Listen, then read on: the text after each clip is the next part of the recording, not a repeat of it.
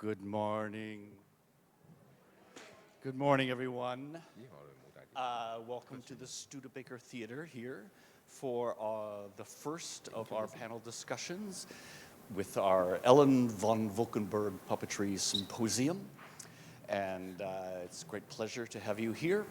We have an excellent program this morning. And I just want to point out, I hope that you got stopped by someone who was luring you into giving you the address to go into the drawing for the golden ticket. Right, everyone got the story of the golden ticket, right? You know the golden ticket. The golden ticket for next year. See every show in the festival. We have many performances happening throughout the weekend. A whole host of work that's happening this weekend, and then new shows start on Monday and Tuesday, and then the following weekend, a whole new group of artists are coming in.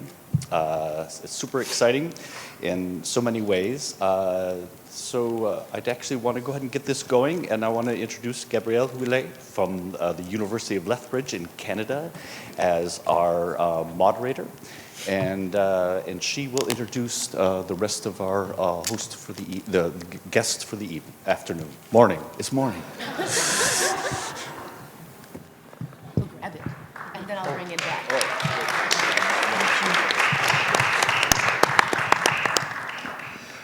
Good morning again, and welcome to the puppet that brings us together, Thoughts on Intercultural Puppetry Arts.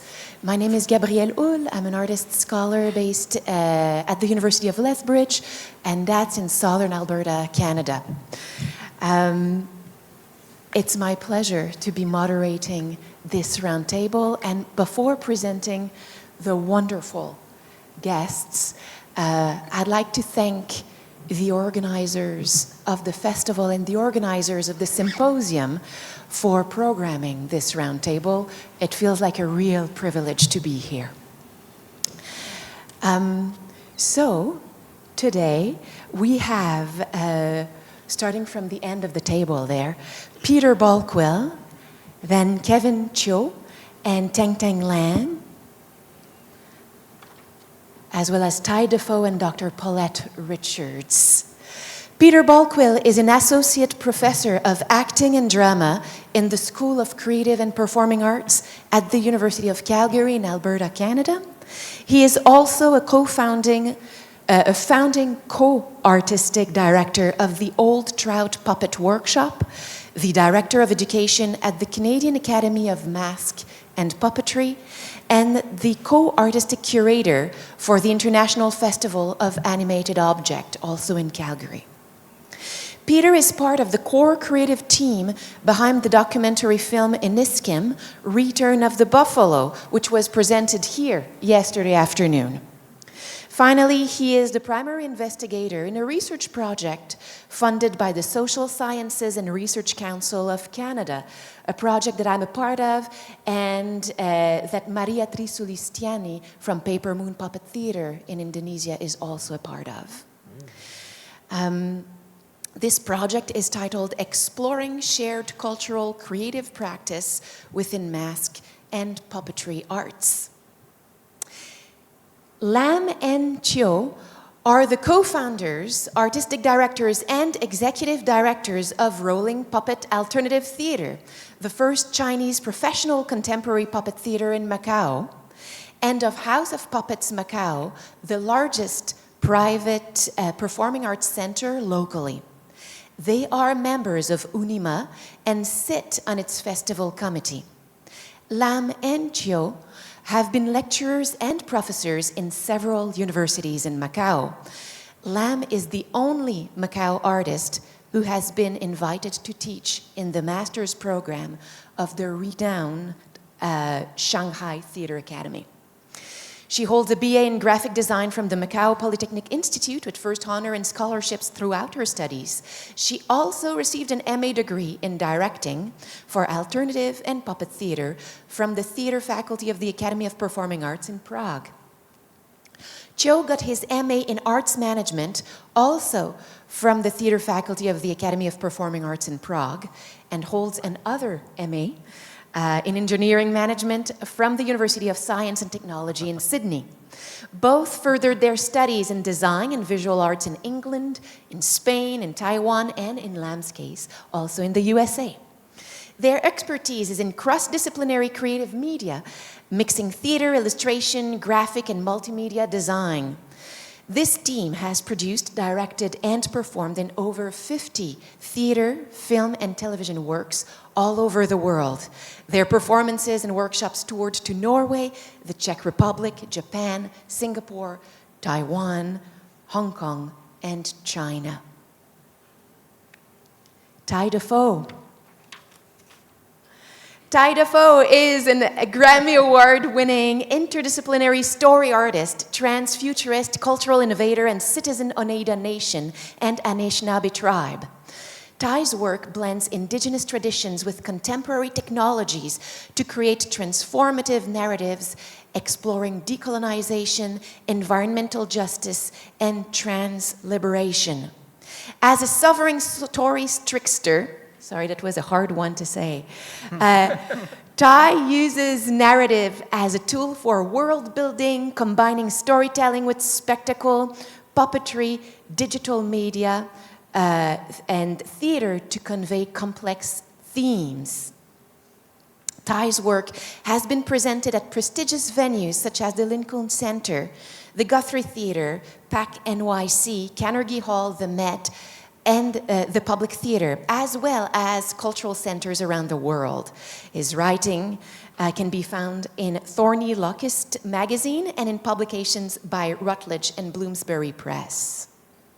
Ty is a co-founder of Indigenous Direction and All My Relations Collective, who are presenting Skeleton Canoe at the Chicago International Puppet Festival. So we all hope you're going to go see that show too. Last but not least, Dr. Paulette Richards. Dr. Paulette Richards is an independent researcher. She co-curated the Living Objects African American Puppetry exhibit at the University of Connecticut's Ballard Institute and Museum with Dr. John Bell. Her book, Object Performance in the Black Atlantic, the United States, won a 2024 Nancy Staub Award for Excellence in Writing on the Art of Puppetry from Unima, USA. Her traveling exhibit on the Wonderland Puppet Theater ran at the Ballard from August to December 2024. So the way we're going to go for this is that I have 3 questions, and I'll ask them one at a time to the panelists, and we're going to go from that end and come back to this end before the next question. And hopefully we have some time at the end so that we can open the floor for a question from the public. Are we able to change seats now so I don't have to go? No, you're on purpose at the end of the table to start, Peter.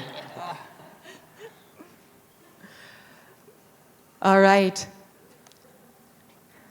So our first question. So I would like to ask you, the panelists, if you could speak of your most recent experience creating intercultural puppetry art.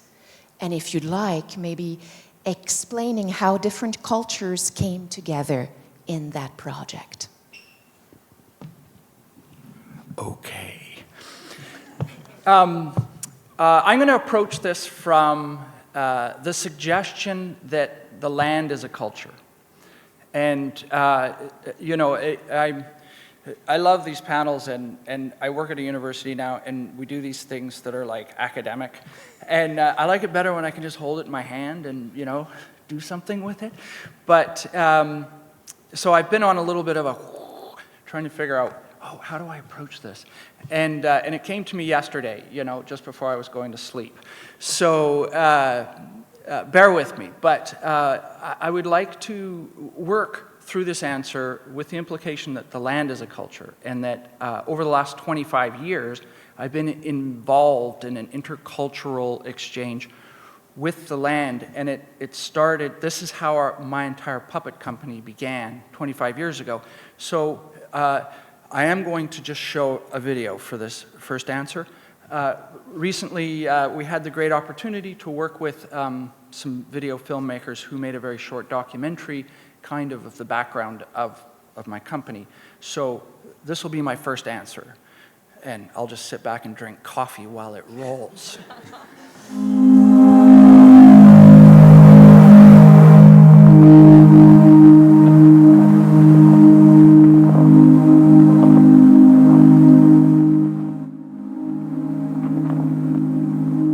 The puppet show pulls us back to a time when we were simpler creatures, which in some respect could be what we all truly yearn for. The puppet is a little bit of soul saying, I defy the laws of physics. I have a soul whether you say it or not. Which is, I think, a beautiful thing. They're really poised for making stories, and the tones of stories and the subtleties of stories that we hope to present. They are theater creatures themselves. The gods run right through them and right out through their puppets. They're magic. You know what's interesting about puppetry is that you can't even step forward without an implication of design.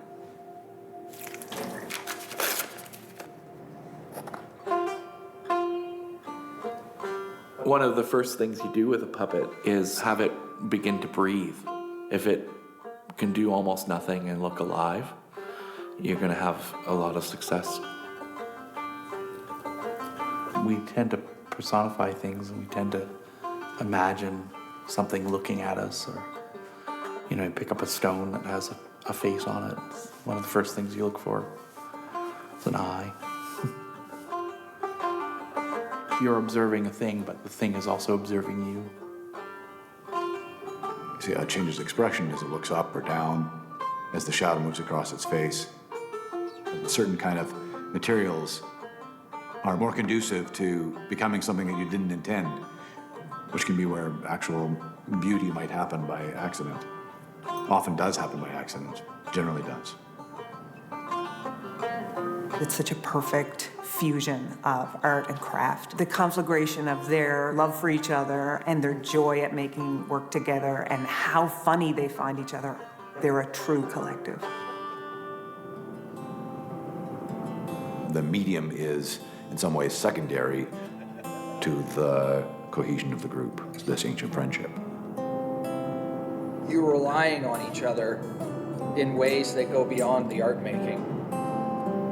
When we band together, we shield ourselves against that fallibility of human nature. We like to devise theater together because we are better as a sum of our parts.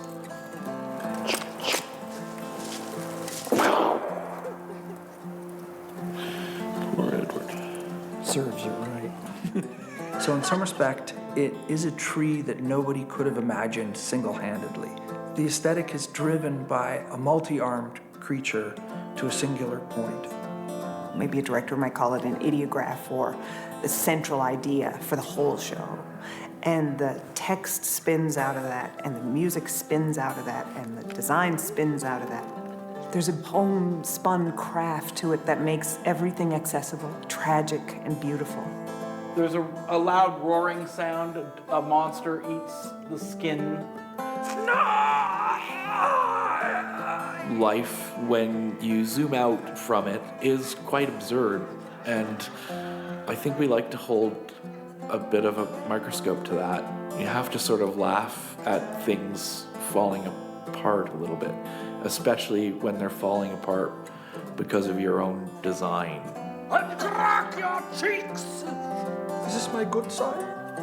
We were sort of philosophically communist at the beginning, and so we liked this idea of theater making in a kind of a commune scenario where a bunch of lunatics would go off into the woods and use that collective insanity to get to fringe areas of human consciousness and come up with a show that wouldn't be what everybody would expect it to be. Welcome to the ranch where it all began. We're here in the golden hour of light as the sun comes up over the foothills. it's how we were connecting to the land that kind of brought the cohesion of the group in. The energy there was so intense, and that was highly sacred ground for the Stony Nakota that we became privy to just by opening ourselves up to art and friendship. To be here, to make art here, is to be in treaty. And I know that the old Trout Puppet Workshop thrives through gratitude to that energy. So this is why we're called the Old Trout Puppet Workshop, because of the famous old trout that lives at the bottom of this spring that knows the answers to all questions. If you can find it, you can swim down deep enough and approach it in its hole, it will answer any question you've got. But only in trout, so it's very hard to understand. Very hard to understand.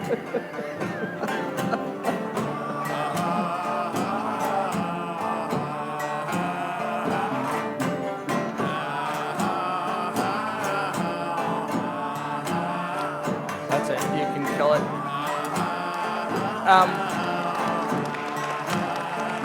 I will elaborate on how that is relevant in the next answer. Thank you, Pete. Now everybody wants to go there now. Is it in Calgary? Oh, no. Well, I'll talk more. Oh, For the yeah, sake of of time, course. let's, yeah. Kevin and Teng. Okay. Okay, hello, everyone. I will go like more traditional, like PowerPoint thing to talk about that. When we first get a question about intercultural, what came up to our mind is that like it is like every day we're doing that because I bet some of you may know where Macau is, or no? Yes. You've not come to our show. Yes. Yes. We were the last European colony in Asia, a southern part of China, next to Hong Kong. So we were colonized by Portugal for 400 years. And then now for the last 25 years, we were part of China again. And so we grew up at the time of the Portuguese time and now in the Chinese time. And for us, of course, we cannot like skip or deny that we were Chinese, even though when we were kids, like before the handover. But all the time we talk about like, are you Chinese or not? This is like identical thing. We always have this kind of like crisis or tricky or funny part. So when we started our group in 2014, actually what we did is like we took those renowned classic Chinese writer works and to reflect the social modern social problem in Macau. Not only just to stage the work of those Chinese writers like hundreds or 200 years ago, but we adapt it. Yeah, we adapt the story and we change the story to in order to stage it and to reflect the current contemporary problem of Macau in the perspective of an ancient Chinese. So that's kind of funny for those people because before us, most of the time in Macau, in theater, we perform like Eugene O'Neill, Fontaine Wilder, Shakespeare's, all those translated work. But then we started to bring in, especially we put puppetry in our performances, like this one, Drug. This is the one that we create, the project number 1 of our group. It is a story of revolutionists. So at that time, Hong Kong and Macau is having the motivation to try to have something change in the social and political scene. So that's the time when we create this one, a revolutionist and compare an ancient revolutionist and the modern revolutionist. So this is a story to stage the old park story and the modern story. And this is like how we think about intercultural. That is some modern, what we think about the student doing at the time of 2014, and what is the teenager or the youngster doing in like 100 years ago, and how the people look at it. So this is the first one, the first story that we make, and then the next one, maybe? Yeah, again, okay, we introduce puppetry in the show. This is the main character, a faceless kid that have TB, I don't know how to call it. A lung disease. Yeah. Yeah, you can see Yeah. the kid is, maybe I would jump a little bit to the third question, but since the photo is here. The kid inside is a bird cage, so the whole puppet was formed like in front of the audience in the prologue, and then everyone just take part of their body's cloth and form the whole puppet in front of all the audience, so everybody knows that it's a bird cage inside. Then the original novel, which was written in 100 years ago, the kid died because his parents only know to feed him with some superstitious human blood bun. You know, I don't know if you heard of that, but human blood and bun is very religious, actually. But it was a Chinese novel. And then at that time, people believed that a bloody bun can cure lung disease. So the novel is something about that. And where it comes to blood is from the revolutionist, a young revolutionist who was executed. So in the novel, it is something like that. So how we adapt it, and then of course we write another whole part of the stories about nowadays. So we extend the whole time until now, and we have a new revolutionist, and then the stories goes waving from the past and past and present like that, very stream conscious. And at the end, when the kid died, we reveal the birdcage again. So you will see the lighting also have the birdcage hints inside. So Yeah. something. So this is how we approach the intercultural thing, that we cannot deny the identity of being a Chinese, but we are different, like how we deal with it. And for the next one, thank you. Yeah, this is another, this is another story, modern story, like written by a present Chinese writer about media censorship. So again, it's a story of a Chinese village, but we adapted to the Macau scenery, that how we deal with the media censorship.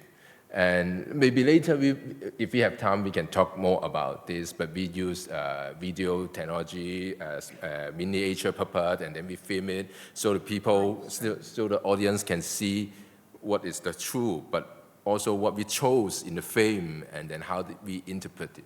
So this is also the process of media censorship for us. You basically see how we censor the scene, like we do the production there, but we censor which part you want to. I would show it on the screen for you, so you saw both narratives together. So you just think about media censorship for the form and the content of the story together. Yeah. And then next one, please. Also the same. And then you can next one. This is another about another performance about corruption. It's another, like 200 years ago, a ghost story that somebody killed himself in order to go to hell to save his father. His life was taken by the devil. Yeah. Because the devil wants to resell it to the riches. It's a corrupted hell. Yeah, corrupted hell. Yes. So we staged it again, like in Macau, in the form of puppetry and all these masks. Yeah. So this is like also how we deal with the current social issue in Macau. So this is like you see, like when we stage the story of an ancient 200 years ago ancient Chinese novel, and then compared to the modern, like although we say we are modern, but actually we are not changing anything. We are the same. So this is on one hand is like different culture mixing together, but we see the same, the thing that we are same and the difference. Yes. So next one, please. Yeah, this is the Project Zero that we made with also puppetry and also media to tell the story of the generation gap. Like, yeah. And then next one, please. And also another puppet cinema work that we staged with object and model made by the writer. So this is a story about riot. It's the time 2019. That is very, very brave for us to do something like that at that time. Yeah. And also, yeah, this is another, maybe we will come to this performance later. Yeah, more, so we can skip this one first. And then, yeah. Another one, this is also a story about a modern problem that we have, like the government house that have 7 doors at the living rooms. So it's, yeah, so you cannot put any sofa or TV on the wall because like every wall you have a door. So that's very strange. That's how our government is trying to take care of us. So what we do, like we do a story, which in the story, the 2 young teenagers buy 2 sofas facing each other, try to entertain each other at the room. And then what they do is like going through the Chinese literature and some poem, and then go through their imagination and so on. It's difficult to explain it like this in English, but the thing is, like what we always pay is with the current like identity of being Chinese but not really Chinese. We use the Chinese ancient like, literature to compare to ourselves, and then we see the difference and what are the same, what are the difference. Yeah, the dialogues. Yeah, the dialogues. Yeah, and I think that's all for us. No? Oh, one more. Yeah, this is later for us. Okay. Thank you. Thank you very much. I should have told you that at the start. If you want to take out the microphone and hold it in your hands, if that's more comfortable, you can absolutely do that. Okay. Ty. All right. Hello. Whoa. I'm just going to speak into this, so I'll just say bonjour, everyone, or boo to the Jew here in my homelands of the Council of the Three Fires, the Anishinaabe people. So welcome, a big welcome. I am grateful to be here. My name is Ty Defoe, Indigenous Kaz. Waswaganin and Dunjaba is the place that I come from in the Great Lakes, Lake of the Torches people, where we fish by torchlight on canoes or jimans. And, I'm here with a group called All My Relations Collective that encompasses an ever-evolving group of collaborators to resist colonial legacies of telling stories. And I want to talk about that because, hearing in my bio earlier about being a sovereign trickster, I'm thinking about puppetry as a way to explore themes of liberation, identity, fluidity, and resistance to a type of binary. So for me, puppetry becomes meaning and imagining and manifesting a liberated future and offering a new framework for identity and community, right? So when I was 7 years old, I was gifted a knife. Yeah, it was a very sharp knife. And it's like, why would you give a 7-year-old a sharp knife, right? But I got this knife, and this knife was very, very sharp. And I was told to go into the woods of northern Wisconsin, the Great Lakes area, because I needed to go gather materials. And so I went out. It was about 4 a.m. in the morning. The mosquitoes were still biting. I went out, and I had to gather some birch bark, right? And so I went out, and I found the best batch of birch bark trees you could ever imagine. Just so beautiful pieces of bark, large trees. And I went out and I cut the bark and I gathered tons of this bark by myself and I hauled it back to my house in northern Wisconsin.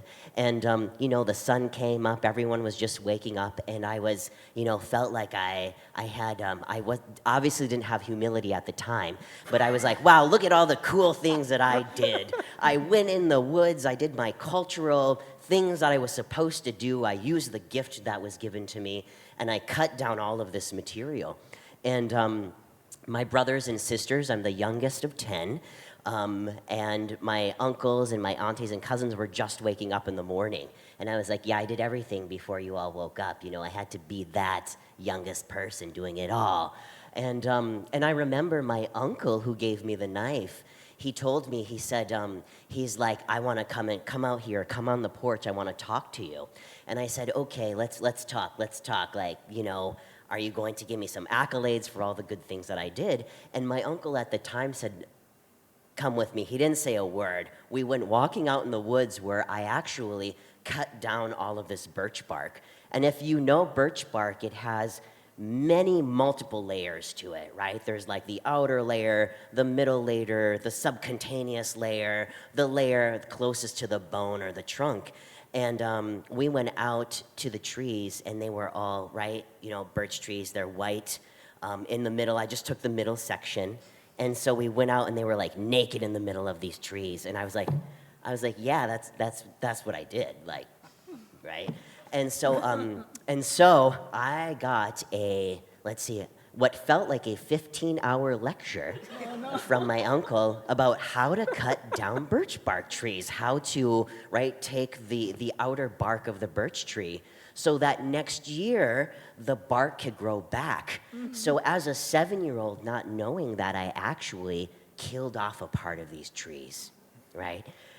Once I understood that, I was like, oh my gosh, you could imagine the huge amount of grief that I had knowing that I actually killed these birch bark trees. A whole family was annihilated because I wasn't listening to some of the cultural stories that were handed down to us inside of our Midday We Win Lodge, right?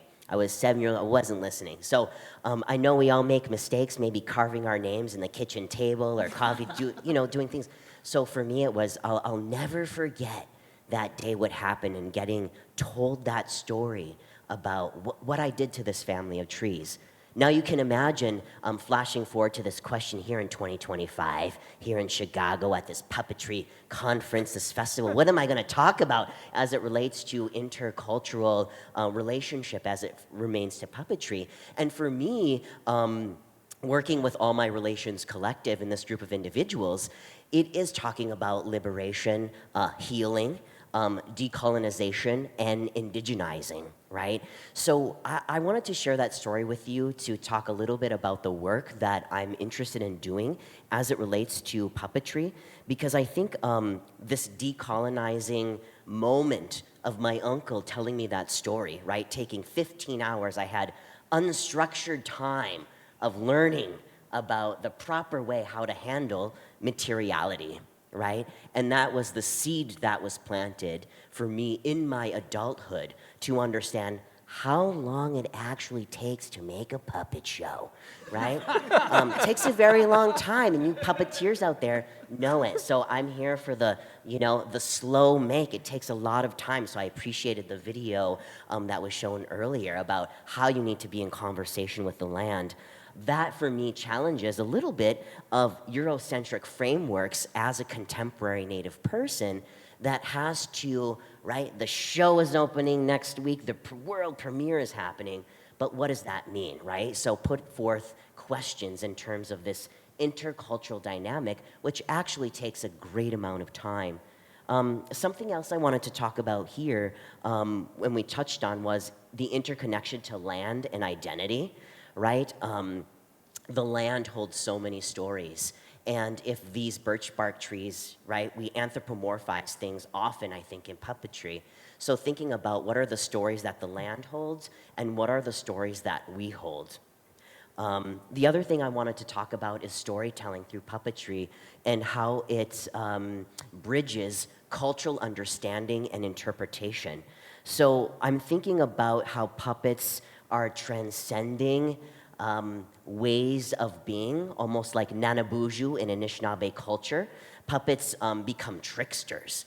They become the interrupters, the disruptors, so to speak, and having us not think about business as usual, but are looking at the 360 view of how to be in right relationship with our collaborators as well as our puppets. So that's something I wanted to talk about. I have some photos and this really beautiful, you know, when I think about intercultural dialogue, I think about right here, folks, the image of the tops of the tree, of the great tree of life, the tree of peace, the tree, the roots that are rooted into the earth that connect all beings, the two-legged, the four-legged, the winged, and the rooted, as well as the central design here is the circle, that there is not one person, not one thing that is higher than the other, but how are we working together in collaboration, which is completely key for some of these puppet shows to work. I wanted to talk a little bit too, if you go to the other slide, I'll have the journey, which I'll touch on a little bit. You can kind of scroll all the way to the bottom, and I'll touch more on this. But something that I found really interesting being invited here at this Puppet Fest was from Blair Thomas, actually being in deep conversation with Blair, as well as my mentor, Mark Denning, about sacred puppetry as sacred transformation, combining indigenous cosmologies with contemporary puppetry techniques that highlights ancestral wisdom and knowledge, that puppets can actually be conduits for grading a better understanding of story as medicine, that story is medicine to heal our people. I think puppetry also, when I think about this, environmental justice and liberation, I think that when I really think about this term, I'm thinking how puppetry also begins to work towards a pluralist society, right? That it takes everyone to heal, two-legged, four-legged, winged, and the rooted. And through this story, we can find a deeper meaning and connection. So these are just some photos about being in an old barn on the border of Wisconsin and Chicago here, about process, because I think it's so important. Some of the walks folks are taking about studying materials. How does it operate within the elemental forces of nature, the spring, fall, summer, winter? Thinking about some of the cultural protocols that need to be gained while folks are entering some of these conversations, and permissions that need to be gathered as we are in relationship with the land. And that happened at Tiny Tempest Farms. I'll talk a little bit more about the photos later, but I'll end there for now. And just want to thank you all so much for having me here, and thank the panelists here. I'm really looking forward to this conversation and to you all today to talk about how we can better care for each other and the planet. Because listen, those birch trees, don't worry. There's a whole new family that came back, and I made sure I went to check like 4 years ago on this pilgrimage to this project called Skeleton Canoe. Thank you so much, Ty. I'll just remind the audience of the question. It was about their recent intercultural experience, their recent experience creating intercultural productions. Dr. Richards. Okay. I am more of a scholar at this point than an artist, but I focus a lot on intercultural interactions within puppetry. And my most recent exhibit at the Ballard Institute and Museum of Puppetry was on the Wonderland Puppet Theater, which was a puppet company founded by these two women, Alice Swan and Nancy Schmally, in 1961. We've been talking a lot about land, and in this instance, it's more a question of place. Nancy and Alice were neighbors in Concord Park, which was an intentionally interracial community. So in the mid-50s, when the community was created, and up until the Housing Rights Act of 1968, there was de jure, by law, segregation in housing in the United States. So the visionary Morris Milgram, who developed this subdivision, he was really bucking, going against the grain. just up the road, 8 miles, was the second Levittown, and we may be familiar with that name as kind of the harbinger of suburban subdivisions. Those homes had restrictive covenants in the deed, which said you could not sell to Black people. But within Bucks County, Morris Milgram gets this tract of land and decides to build a place that can fulfill Dr. Martin Luther King Jr.'s vision of beloved community. So Alice Swan and Nancy Schmalley families had bought homes in this community because they believed in that vision. They wanted to live it. And they became friends through the work that they were doing in the community, like running a kindergarten and summer activities for the kids, because the county wasn't providing recreational activities or a kindergarten at the time.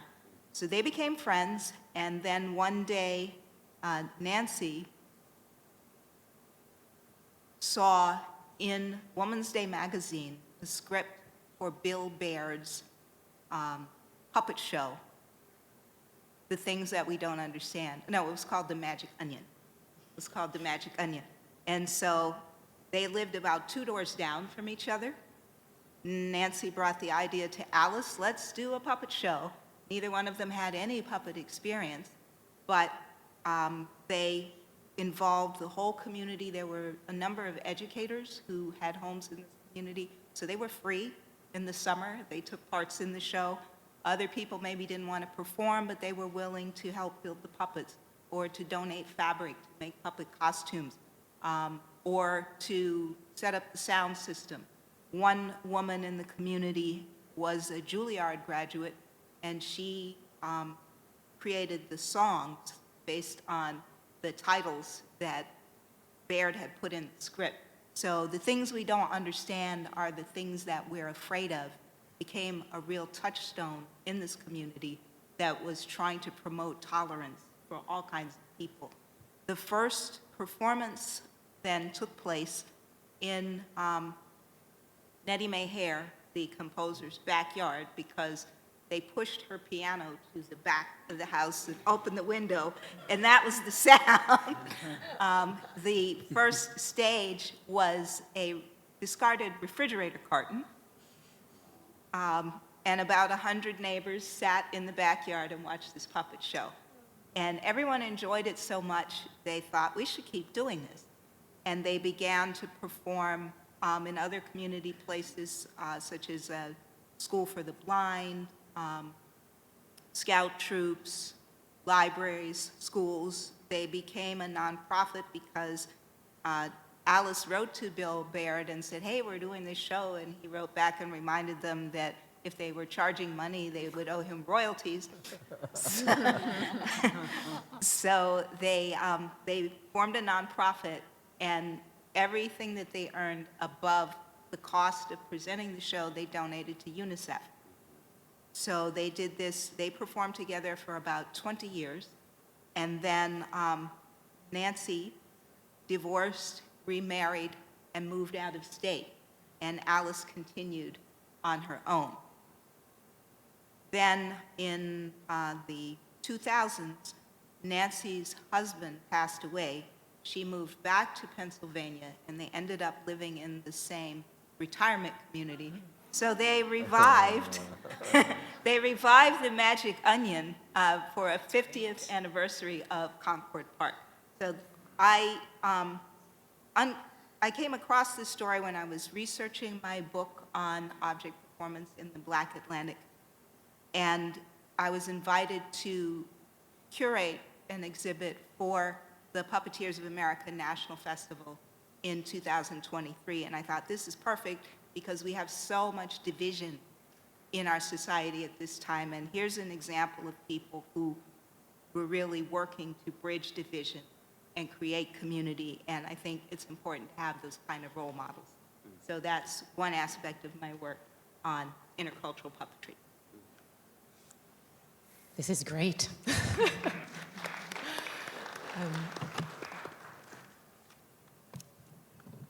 Thank you already so much for highlighting the importance of land, of history, of materiality, of place, and of community in intercultural puppetry. I'm wondering if you could talk to us a little bit about how the intercultural nature of the project you're working on or studying or have done affect your relationship to storytelling. Or we could rephrase it as, how does it influence your dramaturgical approaches to storytelling, if you want to take it from a dramaturgical angle as well? Okay, remarkable. My gosh, I'm so grateful to be in this cohort. It's astounding to me. Okay, so I'll quickly dig into the origin of the old trouts for a moment. In this respect, I might speak about how our investment in being with the land,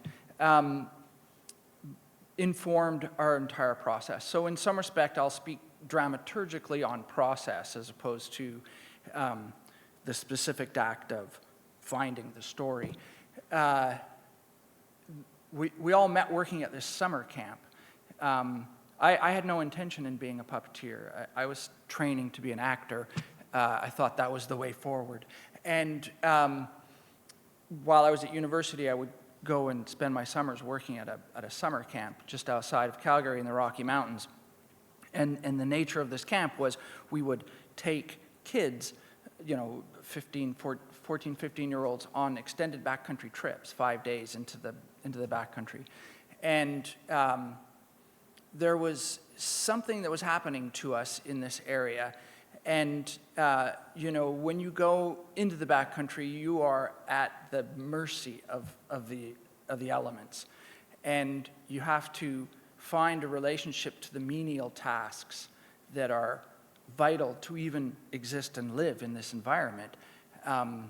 You could easily die out there, and it is a reality that you embrace, and you take it seriously. And that importance to every menial task for your bare existence does something to the cohort. And we started to recognize that. And so we worked at this summer camp. And I'll speak about the nature of circle here, tied into it as well. We graduated from that environment, and we moved across the highway, and we started making shows for the Alberta Environmental Agency, doing shows about, rocks, mountains, how the mountains were formed, the habitat of rodents, these kinds of things. And then we went from, we would sit around the fire late at night in this environment and go, oh, wouldn't it be awesome one day to have our own company and not have to do shows about rocks?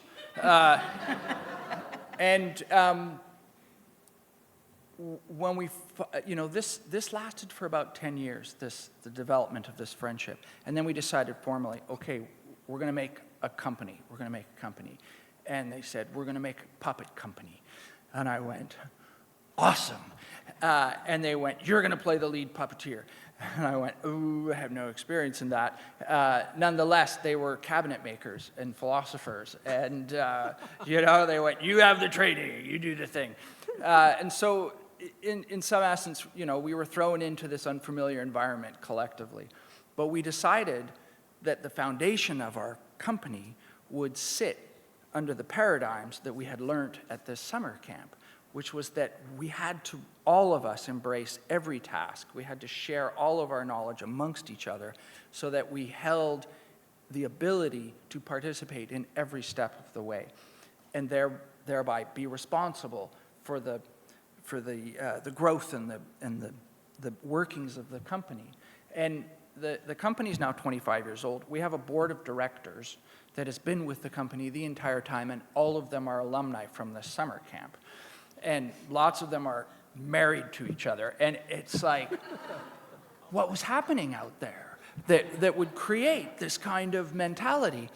And there was an early moment when when I was out there, because I was asking myself this question. I was like, why is it that I feel so incredibly creative in this environment?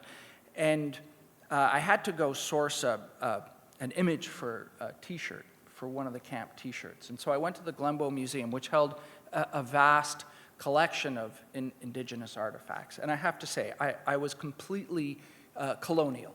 And I went in and I went, oh, look at this awesome buffalo skull with these images on it. This will make a great T-shirt thing. I wanted to capture the image, and then I was given the opportunity to speak with an elder of the area in relationship to the image. And they spoke about how this image would sit at the lodge pole of the Sundance tent that the Stoney Nakoda would build. And I discovered that the Stoney Nakoda were Lakota Sioux who had migrated across the country in the 1500s, do you know? And as a theater student, I equated that to, oh, that's when Shakespeare was writing his plays. And I went, that's a long time ago. And they moved through the land and they came into the area where they live now. And the Blackfoot had sort of pushed them into the Bow Valley corridor, and that's kind of where they had to stay. And they would look for, in the Bow Valley corridor, there's an anomaly geographically where these clearings naturally form by virtue of what the glaciers did through the land. And that would be where the Stonies would seek those clearings to sit their lodge. And then after their Sundance, they would let the lodge just deconstruct. So you could find old rings in the area around this camp. And I started to tap into this idea that there was this energy that was put into the ground by the people that had lived there many, many years ago to today. And years and years and years of this energy going in to the land. And I thought, somehow we are starting to connect ourselves to this energy. And it is fueling this inspired sense of ourselves and the world. And that this was tied to what we were benefiting from. And we continue to invest in that relationship. And so now I'll step it. We showed a documentary here yesterday, and Leroy Little Bear, he's a Blackfoot scholar. He's not quite, he doesn't consider himself an elder. He's a scholar, though, and he speaks about their understanding of time and how time works in circles as opposed to a linear line, which is how the sort of colonial understanding of time goes. And interestingly, we found ourselves back in this environment working on this project and going deeper into our understanding, interculturally, how we work in process, tied to this idea that, opening night, well, who cares? Like, that's just another moment when you're doing the show or doing the experience, and it will continue on this arc, and you will come back around to another point in it. This is how it has impacted our process in this company. And, we find ourselves, when we bring a group of people together to work on a project, the first thing we do with them is we take them on a hike into the mountains. And, we have varying relationships to why we do this. We want to seem cool, so we do it like that. We want to demonstrate our mountainy prowess, perhaps, our understanding of the way to find the path and to get up in there. And invariably, we always get lost, which is a powerful experience for a group because it brings the group together. And in some respect, if you think of it, you get lost often in your process. And if you experience getting lost in the backcountry and go, oh my God, are we gonna have to spend a night here? How much food did we bring? Who has rain gear? Did we bring the crackers? Are we gonna live out here? The same thing happens in process.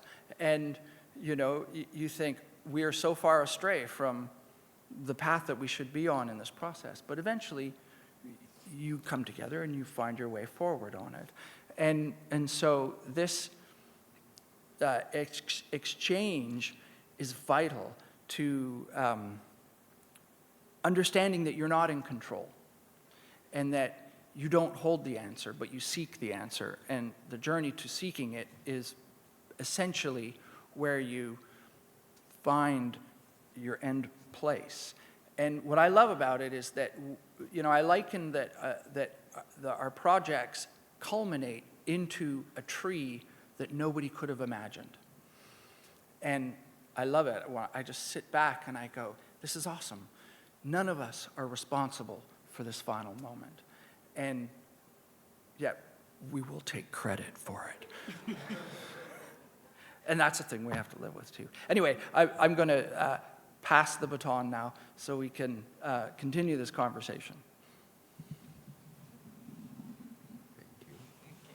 Speaking about confusion, sometimes when I got very confused in what should I do with the design of the puppet, I'll go to YouTube, and one of the big keywords inside my search contacts is outro. I'm a big fan of the group's very dark humor puppetry. And I want to thank Gabrielle for the question, because, we puppeteers are so busy that sometimes you wake up at 4 a.m. in the morning, you really ask, what am I doing? You really don't know anymore sometimes because you got so engaged and you just want to make things happen and you forgot the objectives already. And this kind of question is all the time for people like us to rethink about, are you doing it in the right track, or actually what have you done? So I think dramaturgically, one of the very main question or confusion I would start with is what my teacher taught me. Actually, Soja, who was one of the curator in the PQ in 2015. So she's my dramaturgical teacher. Sometimes I got very confused, and then one time she said, well, just always goes back to yourself and always think about who you are. And this becomes a very important question for what should I do next, or what am I doing now, or how can I choose the materials or all these choices in the world, what to do. So this question actually leads me to all the answers I need to express it through this puppetry or theater arts. And for us, Kevin said, we are endangered species because in this all 400 years, we are the only generation who really experienced Portuguese colonial and then the Chinese regime. Our next generation is totally different. They don't know anything about the Portuguese time. And my previous generation, like my parents, as if some of you have seen the show, they fled from China to Macau. And then they are welcoming China again and hug it like that again. And that mentality is also totally different because we were born in Macau. We were born in a Western culture. So we're literally endangered species.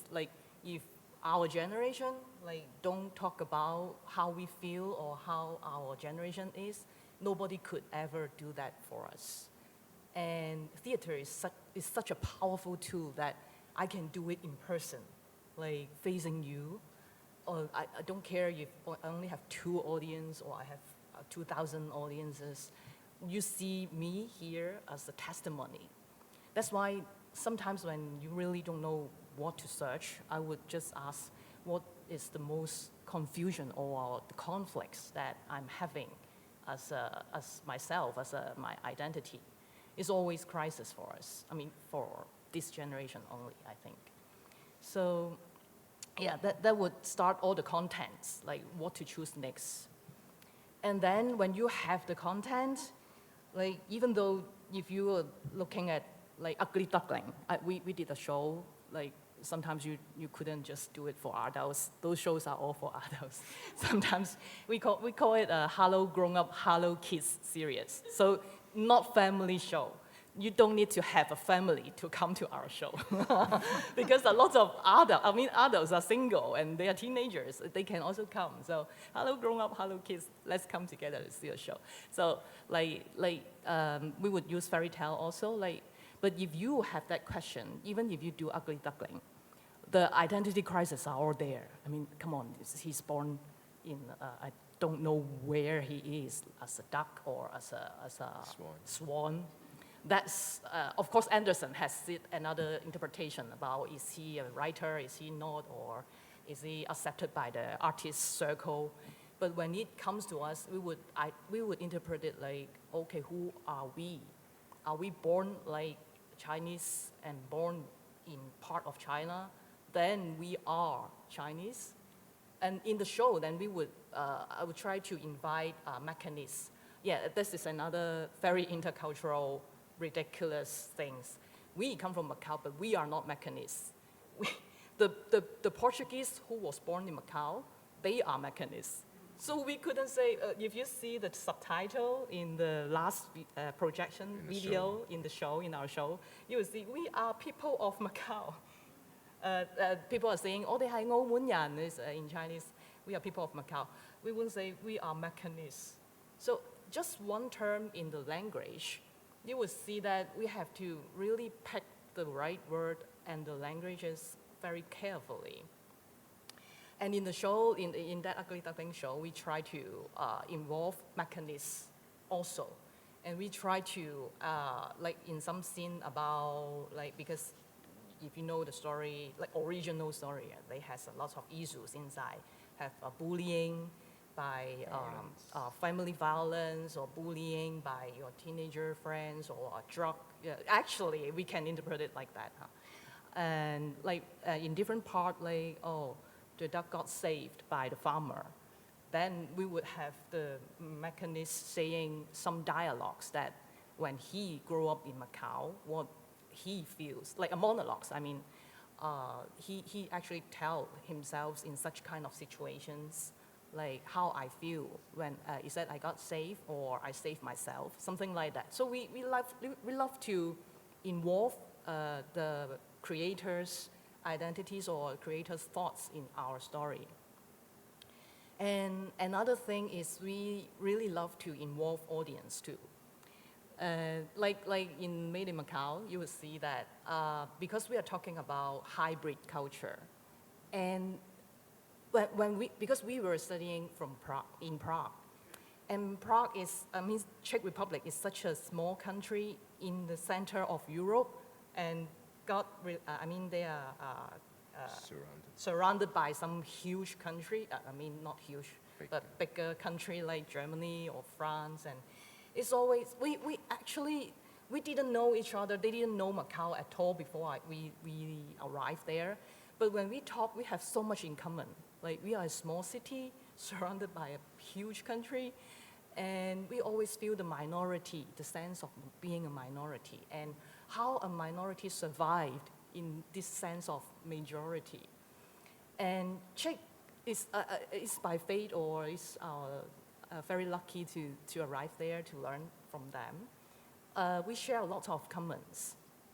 And some of the very useful thing that I really learned from them is how to speak as a minority. It's through, I know that a lot of puppets were designed from iconic. Like, if I need a snake, I will make a snake, right? But in a symbol, we would talk about not only iconic, we would talk about symbolic. Like, well, I use object, like maybe a snake, I can pull a male's belt out and then make a snake, and then I put an apple there. Then kind of, because of the cultural background, you would know, oh, it's something about seduction, or, oh, that belt become a snake now. Or that's actually also involved metaphorical. So we switch from iconic, symbolic, and metaphorical way to tell stories. Like, because that's how you tell about things without really explaining it. Like if Aristotle said the metaphorical thinking is the highest form of thinking, like Czech has a long time that they were suppressed by the country that occupied them, and they couldn't use their own language at that time.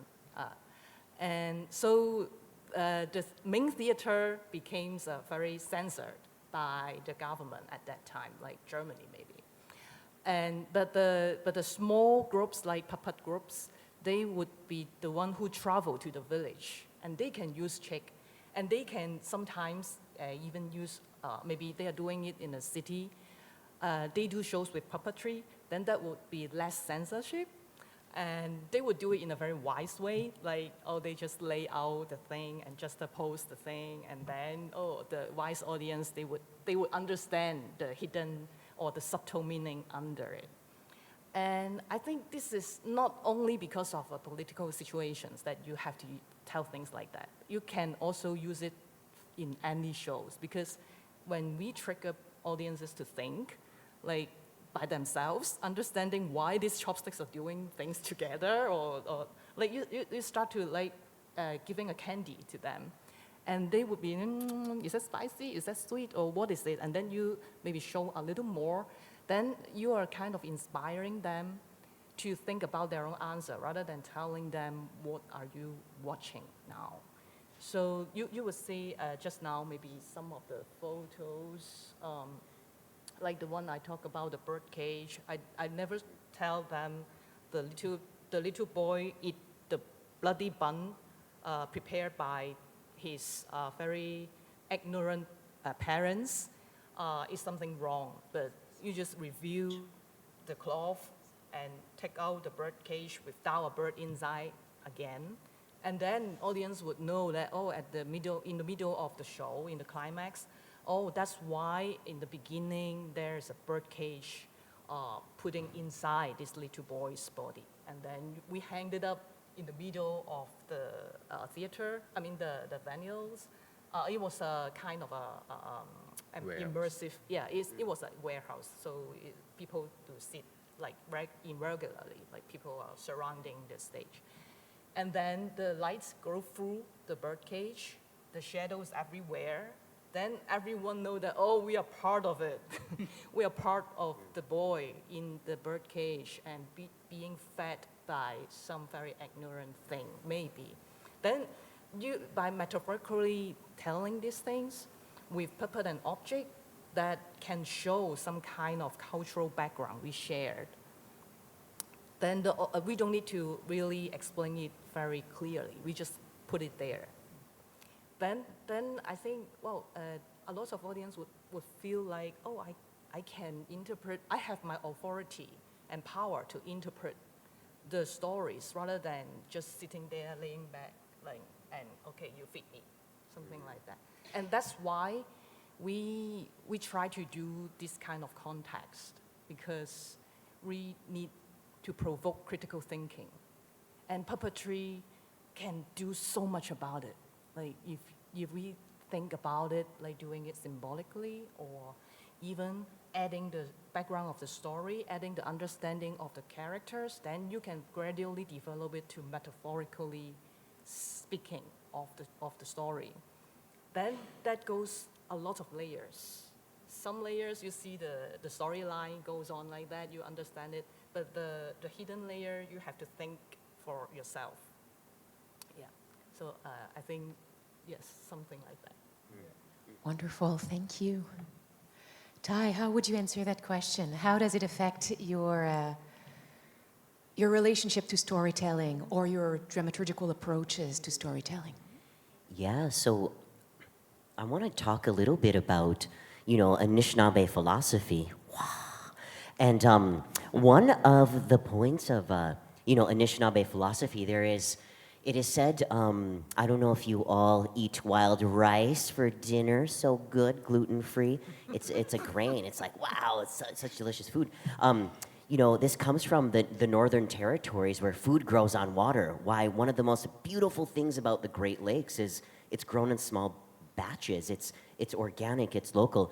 And the reason why I wanted to talk about that actually, because I think about interspecies communication and interspecies dialogue, and to me that encompasses all things. So the philosophy is that not one person knows everything, but together we know a lot. Not one person knows everything, but together we know a lot. And that is reminding me about collaboration, right? It's reminding me about consensus. So in terms of this project, Skeleton Canoe, a lot of the decisions made in the container is actually made around like true consensus. Like we will not move forward unless a decision's made, and sometimes that gets very frustrating for collaborators. When you are collaborating with 25 people, how do you land upon a yes to move forward, right? So what that says to the team is that we have to pause and really sit with each other and talk about a decision that's going to be made. And how long does that take? I mean, it's still happening, right? We are still making this piece. And I think that's really important to mention because in this collective, we talk about what does it mean to honor and dismantle colonial legacies, as well as create opportunities for new practice and growth, right? So we are also interested in Indigenous Native futurism. And I want to talk a little bit about that because, you know, I was just listening to your stories about, oh, we went on these hikes as adults and we were taking guests on the land. And I was thinking about growing up on the island in Madeline Island, growing up desensitized that my life could be threatened every day, desensitized that my culture and my language could be stripped, right? So being a young person in that way, just, you know, you only had rocks to create stories with. You only had these, give voice to these rocks, and those became the most important thing in the world, right? You have rock collections. They're like, oh my goodness, these are my new relatives. And we would bring those rocks to the lodge, and inside those private lodges, right, folks would tell stories about them. So then I got to learn a little bit about the narratives that encompassed in some of these relatives or these asin. There's whole worlds, whole stories about little people inside. So that kind of, you know, just thinking about now as an adult, right, the privilege of really knowing culture and really learning the language that goes around it became really important to this world that said, well, where is Indigenous puppetry? Like, where is that? How does that take shape? How does that form? So growing on this process, it was really understanding that puppetry and theater already exists in the very thing that I was doing. It already existed in the cultural dances I was doing, in the movement. It already existed in the trees that I saw every day going to school, into language camp. It was already there, and all I had to do was sort of pull it down, these cosmology stories, and connect everything. So some of the photos that you'll see here for Skeleton Canoe is really important. It shows some of the collaborators I think is important. The idea of the show and the whole idea, I don't know if you've heard of hashtag Land Back. Land Back being a movement about not necessarily, right, it can mean several different things in terms of land back. It means also giving back, right? Like giving back to community and to all people. Once you gain an understanding about what some of this material, what some of this story is doing, you can actually be in conversation with each other. So when we first came to the Chicago Puppet Festival, we actually drove a bunch of things and we just set up in the gymnasium at the American Indian Community Center. And we had soup. We had some folks come down from up north, so there was about 30 collaborators actually that were birch bark etching. We were testing out how to make and build canoe. And when you build canoe, you also have to really know and understand the language. And because of assimilation of Indigenous Native peoples, right, there's a loss of language, there's a loss of culture. So a lot of the building with each other, being in conversations, folks were gaining a better understanding of language, gaining a better understanding of how those materials, that ancestral knowledge was coming back to the hands to put that into some of the puppets that were being made. There was one point, I remember someone had a basket that was sitting on a table, a birch bark basket, and we were talking about this show, and we were like, wow, let's talk about this show, and if we're really trying to, you know, break down boundaries, as well as talk about resistance around binaries, right? So we don't even use gender in any of our shows at all. We use more descriptive, poetic words because we're also trying to, right, regain a better understanding of Anishinaabe language. Someone had this basket and they put it on my head and they said, "There is the puppet, Ty. That's the puppet right there." And I was like, "What do you mean there's a basket on my head?" I don't understand. And so all of a sudden, something like a basket on the head turns into nobbin, a mask, a birch bark mask. And from that mask, everyone's like, "Wow, that is so cool. I want to make one too," right? So like a little 4-year-old to one of our elders who's 65, our collaborator, also made a birch bark mask. And so here we are sitting around the table, all with baskets on our heads and our faces, having conversations about words that we're finding, like how do you translate computer into the Anishinaabe language, which translates to electronic brain, right? So in terms of futurism in these conversations, this idea of language and puppetry is so crucial. It becomes life and it becomes death at the same time, life and death. And when I think about theater, I'm like, wow, that really makes me sweat. There's conflict already there. I want to see that show. So this is very, very important to all the collaborators because of the ethical values that we're bringing to each other. And so from there, how do we do that? We also want to be sovereign also fiscally. And so we're also really dedicated to paying most of our collaborators, higher than minimum wage in the United States of America, because we feel like intellectual property, cultural property, craftsmanship really needs to be honored. And in Western mentality, that's how you do that. You pay people for what they're contributing, as well as crediting them for their work. So we are also, right, the marketers, the fundraisers, we are the containers for the piece, and that's something that everyone on the team is highly interested in as well, about how do we bring something like this also to a community where we are also incentivizing the community that may not understand Western puppetry in a way. How can we be in an intercultural dialogue with the community by also incentivizing the community by having them contribute, either making food for when people come to the show, having folks collect and gather birch bark and begin to, when we're finished with the show, maybe bring it back to the forest or bring it back to local schools. So that's part of the dream that we're trying to do, as well as talk about this jiman, this canoe. And if you scroll up a little bit there, here, we applied for many different kinds of residencies, oftentimes folks not understanding what we're making, so having to do some intercultural dialogue and interpretation. We've had folks invite us to the O'Neill Puppetry Conference, which we had a really wonderful time there, just even examining one puppet and how it moves. Because I was like, my background also is in native dance, and so figuring out how a large-scale puppet moves, I have no idea.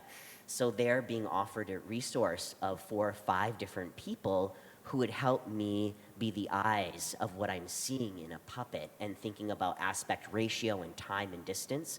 So it's a real study for me, I think, in what does it mean to make Western puppetry, as well as fuse it together with Anishinaabe values and ways of creating and being.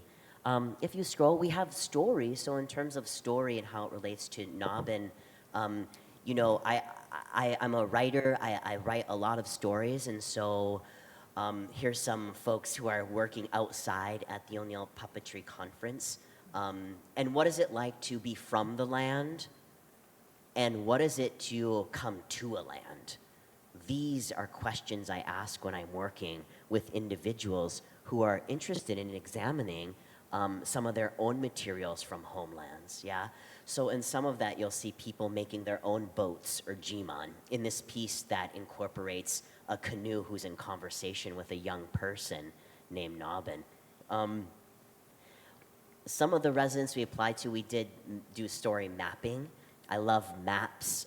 Right here in the city of Chicago, right in the canals, there was a lot of canoes going through the canals. It was one of the fastest means of transportation. So if y'all getting on that loop on the subway here, know that there were Jimons once in this community. So it's really invoking a lot of knowledge that has existed, but also to bring it back, right? To bring it back to people and all the people.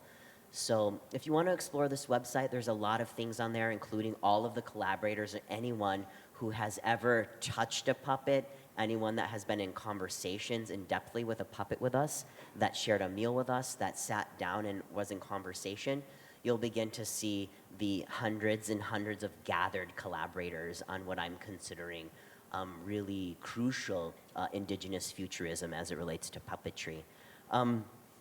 The other thing I wanted to touch on that some folks mentioned here is like the time that it takes to do this, right? I cannot underscore that enough, that decolonial time, right? Time is the biggest colonizer, right? When you think about it, like, whoa, where's the time? Where does the time go? Wow. But that's, you know, very, very important. I'm also thinking about time as a relative, right? So even just that, culturally seeing that, agricultural understanding of time and linear understanding of time. How do those two things go together? It's something that I constantly am in conversation with. I struggle about what that is, which is really, really important because for me, being a practitioner of the work, I'm staying alive to the current conversation. Like right here at the Studebaker Theater in 2025, we're having this conversation with all of these people in this room. I think there's something to be said about the spiritual nature of that, right? So that thinking, I think about in 50 years from now and 70 years from now, when I'm not here in Chicago at the Puppetry Fest, when it's still happening, I want future generations to come, other Anishinaabe folks and other young people and youth to pick up where some of this material has left off so that they can continue to do it into the future, which is so important to me. And that means honoring past too and these lineages of culture as well as people lineages of puppetry. So my learning has been in conversation with folks too on these puppet lineages. And I am really indebted and have such gratitude in my own process in studying it to folks in this studio audience here. I see a great collaborator here, Heather Henson, we worked on a show called A G-Jack on Turtle Island.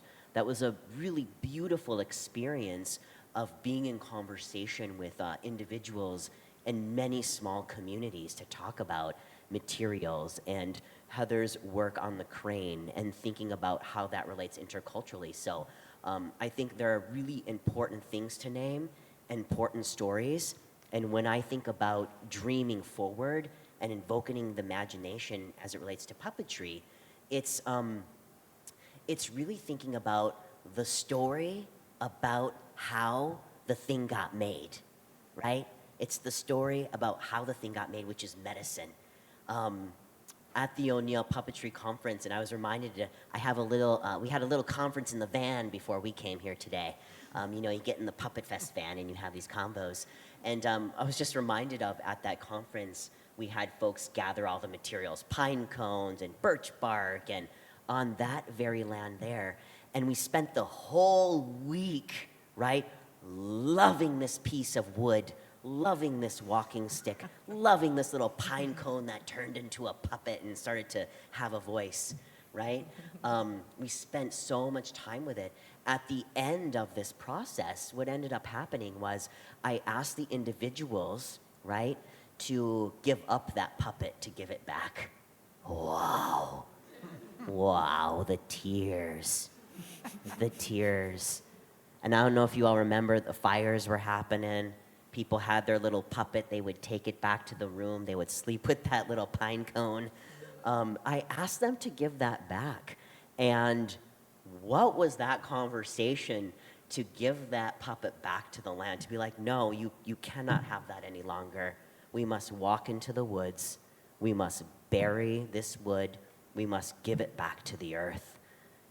Tears. I mean, it was a cathartic experience that I think was unforgettable for individuals to use something, to be in conversation with it, to love it unconditionally that whole week. You can imagine folks who are going through things in their own families, right? Cancer, death and dying, illness, COVID, you name it.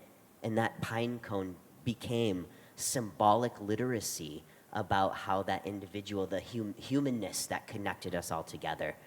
So giving these puppets back to the earth, what we gained in return was the feeling, the story, the transcendency of healing, and the unforgettable memory that those puppeteers, those folks, now can use to make their own puppet shows, their own work. That feeling that I think, keeps puppeteers up at night at 4 a.m. trying to figure out how to create a firefly's butt to light up, right? You're on it, okay. So many things, right? And it's all, I'm speaking about because it really does, it takes time, and also it takes a great amount of dialogue around it. And sometimes, there's an immense amount of failure to imagine forward. And so I say that because nothing is perfect. I think there's so much beauty and imperfection with this intercultural dialogue in terms of puppetry that if the human species, the two-legged beings, we are the youngest species in the entire planet with the Earth. We are the youngest species, the youngest child. We know the least, but those trees, the rivers, the lakes, the leaves, the wind, it knows time past, time future, and time present. Thank you. Dr. Richards. It's all right as you're doing this. So just to remind the audience of the question, it's how does the intercultural nature of your work or the work you're studying influences your relationship to storytelling? Okay, so I'm going to talk about my work as a cultural consultant on Annika's Elephants, which is showing here this weekend. So if you haven't had a chance to see it yet, get down to the Disabled Museum and check it out. It's a very good show. Annika's Elephants developed from Annie Evans' experience living at an elephant preserve in Kenya with scientists who were counting the elephant populations. Annie Evans is a very accomplished playwright. She has written for Sesame Street for many years. And so this idea was kind of germinating. During the pandemic, she sat down and wrote the play. But she was very conscious of being a white woman writing about an African cultural setting. So she contacted me and asked me to review the script. And I found it to be a very good script, except for one little detail, which is there was a point where Annika and the elephant that she has befriended come to a watering hole in the savannah. And Annika was attacked by an alligator and saved by the elephant. And I spend, unfortunately, a lot of time looking at really awful images, stereotypical images of African Americans. So I immediately thought about postcards that people used to buy when they went to Florida and places like that, that would have images of caricatured black children, stereotype we know of as pickaninnies, being eaten by alligators. So I suggested that she change the animal that attacks Annika to something else so as not to evoke that legacy. And she did. So I'm going to play this little sequence of the video. The choice that she made was brilliant.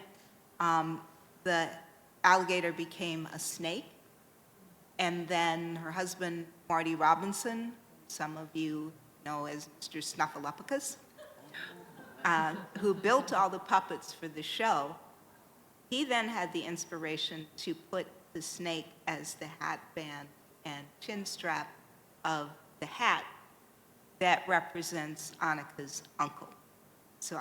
And here in this scene, Annika has gone to her uncle's house to milk one of his goats because she needs milk for the elephant that she is taking care of back at nature preserve. So I'll just play this little snippet.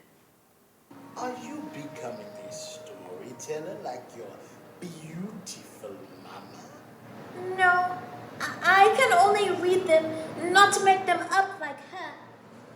How would you know? Ever try? This should be enough. Thank you, Uncle.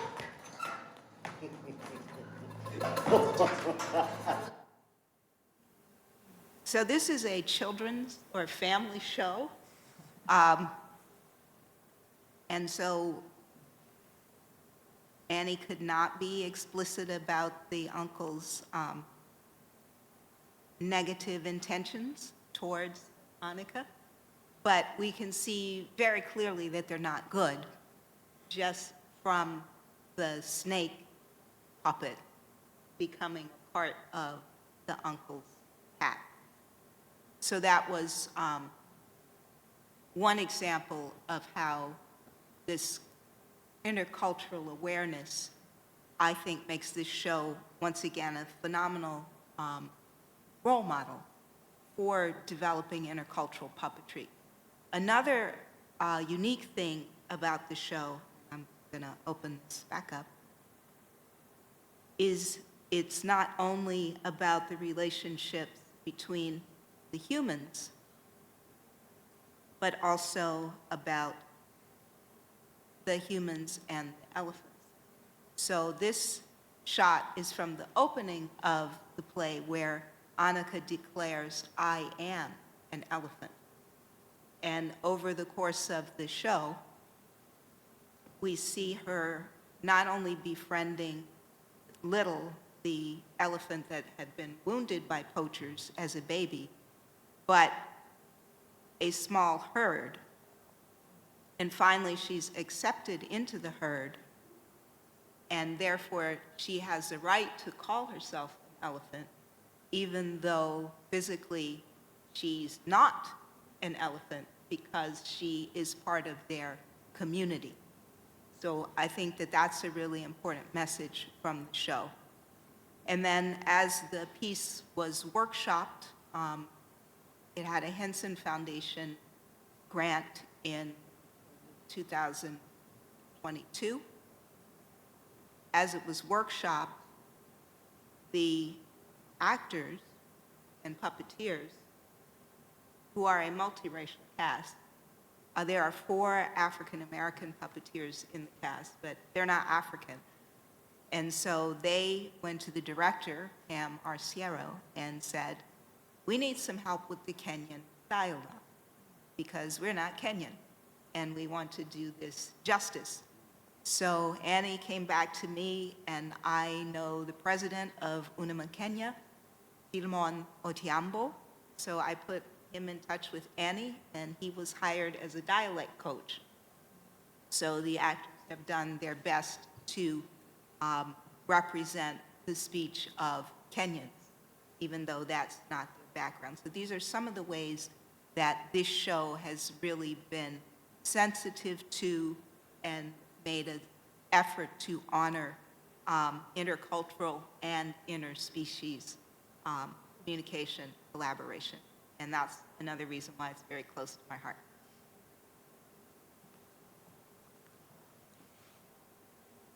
I'll stop. I could have heard more of that. That's great. It's like all of you like touched on that beautiful thing that is the dramaturgy of process, including like the place of confusion and the self, including the endangered self in the act of storytelling. I really appreciate, and I'm sure the audience too, the connection that you're all making between puppetry, community, and survival. including survival in an intercultural context and in a minority context. And I think that about all of you also expanded that thought of like the weight of language, the importance of choosing the right word, the importance of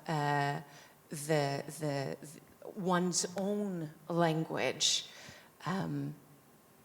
including the importance of honoring the story and the people about whom the story is through language. So I think that's wonderful. And Ty talked about time and agricultural time. I'm conscious of time right now, and not of the agricultural time. We have about 15 minutes left. And I'll be very honest with all of you. I had prepared a third question, and it was, how does this affect your relationship with puppetry? But maybe I can forget that question and be more generous and open the floor to the audience at this point. If anyone would have a question for these incredible panelists. We have about 15 minutes, so we have time to engage. Yes?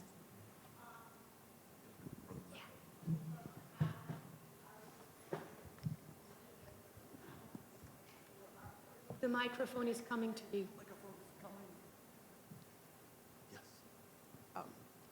This is just a question to the two panelists from Macau. You said that only the people whose background is Portuguese call themselves Macauans. So I was just wondering, after 400 years, was there much intermingling or marriages between the Macauans and the people whose heritage came from the Chinese who left China and settled in Macau? And did they work on the puppetry with you when you did your puppetry, made your puppets and your shows? I'm not really, No, Tendo. Can you? I can hear. The question, I couldn't really.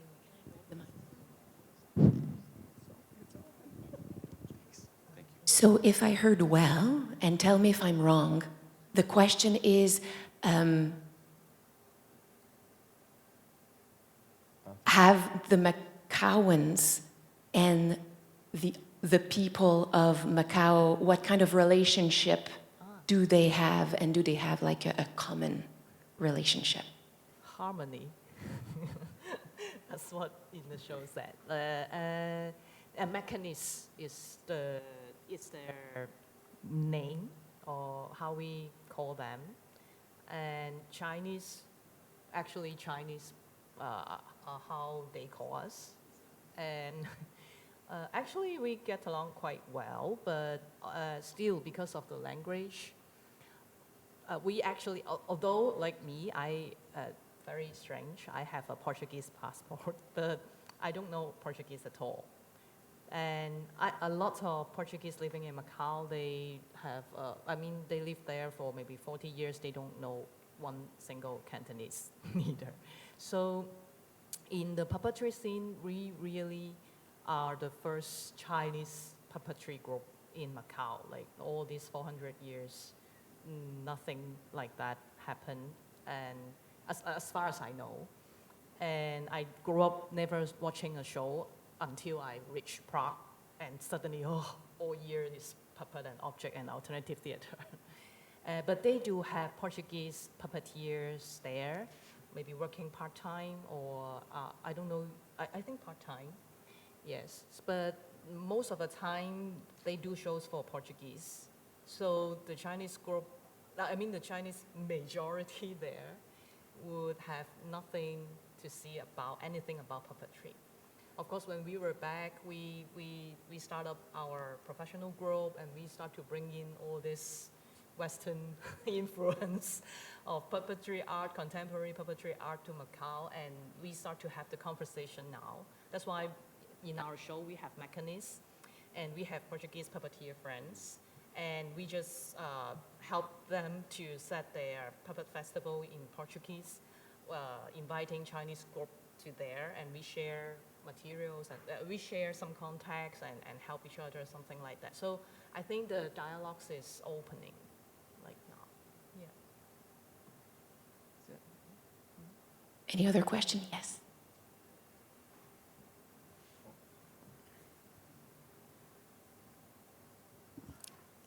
You touched about this very briefly, but what was your first interaction with puppetry as an art form, and how do you think that kind of promoted the trajectory of your art form to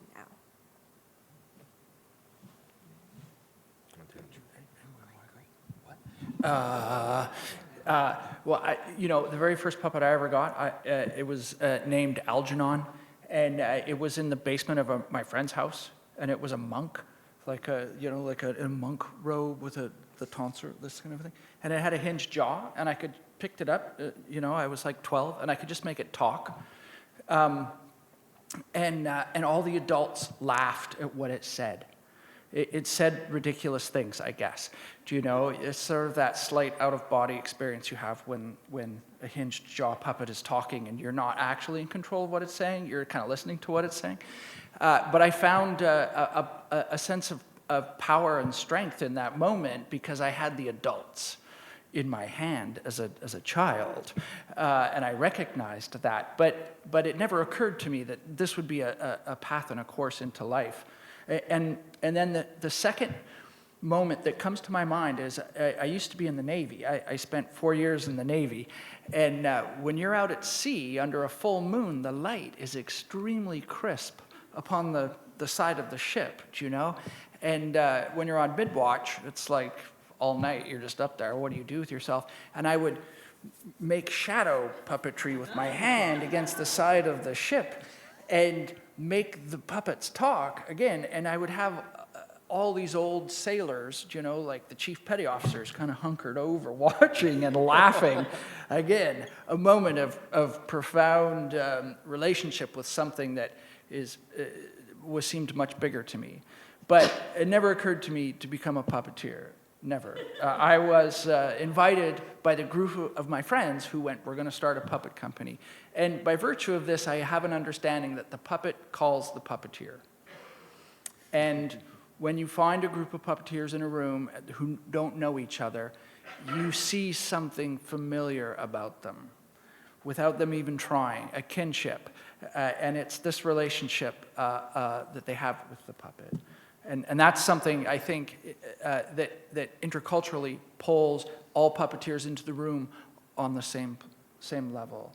And they know each other as family before they even meet each other. Like, I want to go have lunch with this cohort and continue to know you all for a long time now. So, because, we're meeting people in our family. Anyway, that's what I'll say to that. Let's see, a first puppet. I think, it was interesting. I saw in the mall once an indigenous puppeteer, and I'll never forget them. It was a marionettist, Buddy Big Mountain, who had this, actually was a miniature version of what I would view at the powwow. And this marionette was a traditional dancer with feathers on the back, and it was like tumbling around. And Buddy Big Mountain was also a ventriloquist and had a hat there and was like collecting money just from street performing, actually. It was at Mall of America. And when I was there, because my family was coming down from the Northern Great Lakes Territory, I was like, whoa, that is so cool. Like a miniature version of my dad. Like, how cool. And so I was thinking about that, and I remember telling my uncle about that. And he was this really amazing crafts individual and got hired sometimes, actually in Chicago, to like do painting and wallpaper hanging, and I mean, you name it, he did it. And he knew that I grew an interest in this puppet, and so he took the head of Bart Simpson from The Simpsons and put it on the body of like some sticks that we had, and it became this like really monstrous Bart Simpson marionette.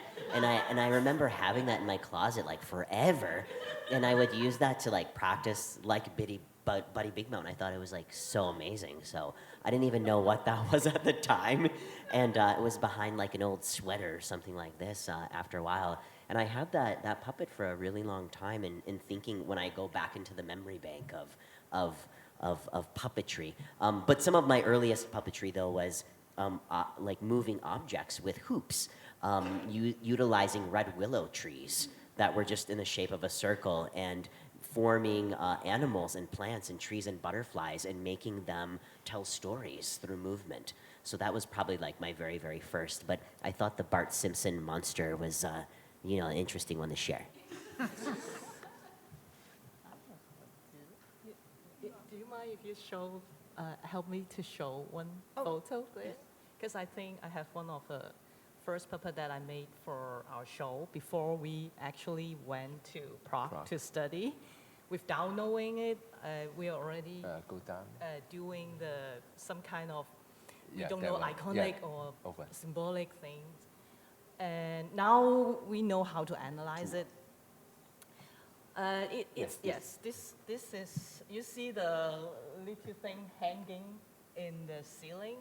It's a head, it's 2 arms and 2 legs, manipulated by 5 puppeteer.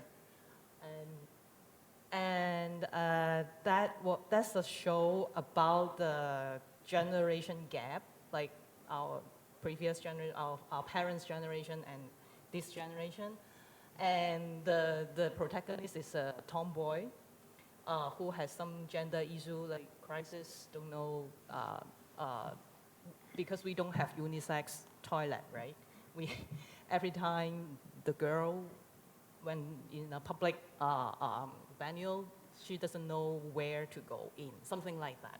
So there's a long monologue for her in the scene, and this puppet we made is a puppet without the body, because I got inspired from a news at that time. There was crops, body parts flowing in the sea in Hong Kong. So they suddenly got some murder case there, and then they take out the, I don't know, like the body, the dead body. So, and then the news said, oh, the gender is not, I mean, the identity is not determined, something like that, defined. And then I was like, oh, that seems, yeah, if you cut your body from here to your sexual organs, then you really don't know who you are. So we make this puppet to have a dialogue with the protagonist. Actually, it's a monologue, but the puppet is just moving. It's like her alter ego sometimes.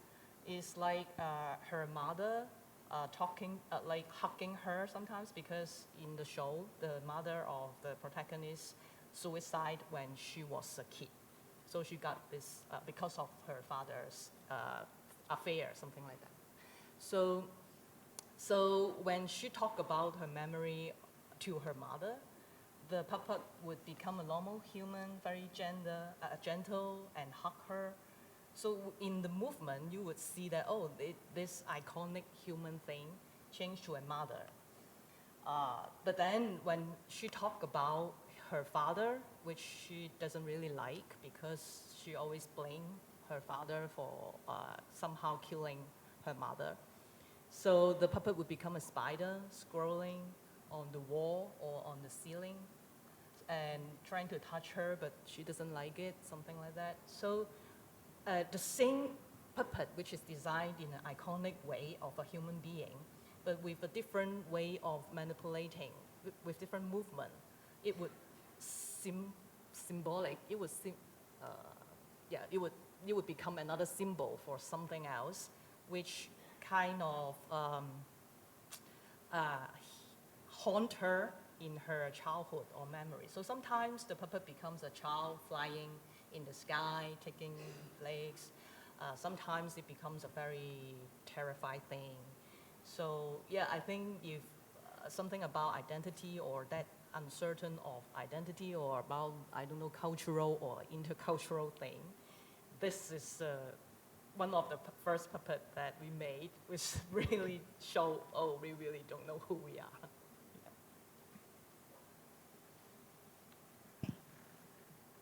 So I had puppets when I was a kid. I had hand puppets, and there was a marionette that I requested for Christmas, and then realized that I don't like marionettes because I can't keep them untangled. And the hand puppets always disturbed me because they didn't have legs. But I am a doll freak, and I always wanted my dolls to come to life. So I guess when I first started doing puppetry without realizing it was using dolls in videos that I made as an adult. Thank you so much. I'm going to be egotistical and ask the last question. And it's for Dr. Richards. So we can read your award-winning book. We can see, we'll all see, hopefully, well, not me because I'll be gone, Annika's Elephant. The exhibit on the Wonderland Puppet Theater, which closed in Connecticut in 2024. Is there a life for it? Will it be traveling elsewhere? Where could we see it? The puppets are here in Chicago, and I think they're being mounted in Jacqueline Wade's studio. Jacqueline Wade was part of the Puppet Lab here about 2 years ago, and she is mounting a fringe festival. But I don't have the details as far as the address of where that studio is, but I think that's the next life of the exhibit. Great, thank you. Well, thank you to all the presenters for a wonderful panel. Thanks to the audience. Please go see Made in Macau, Skeleton Canoe, and Annika's Elephants.